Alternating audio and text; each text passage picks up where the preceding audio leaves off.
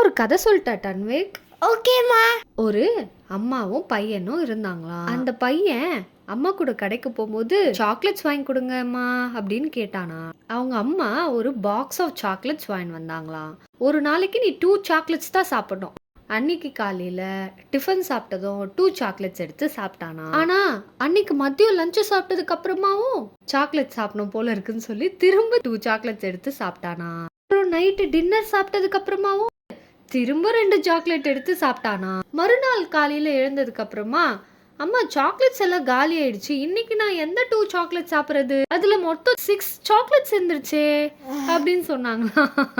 6 அவன் சாப்பிட்டானே, அப்ப எப்படி அவன் இன்னும் கொஞ்சம் சாப்பிட முடியும்? அது அவங்க பாக்ஸ் எடுத்து பார்த்தாங்க, பார்த்தா அதுல சாக்லேட்ஸே இல்லை. சொன்னா அம்மா நான் எல்லாத்தையும் சாப்பிட்டேன், நான் டிஃபன் முடிஞ்சோடனே 2 சாப்பிட்டேன், லஞ்ச் சாப்பிட்டதும் 2 சாப்பிட்டேன், டின்னர் சாப்பிட்டதும் 2 சாப்பிட்டேன். அம்மா ரொம்ப டென்ஷன் ஆயிட்டாங்க.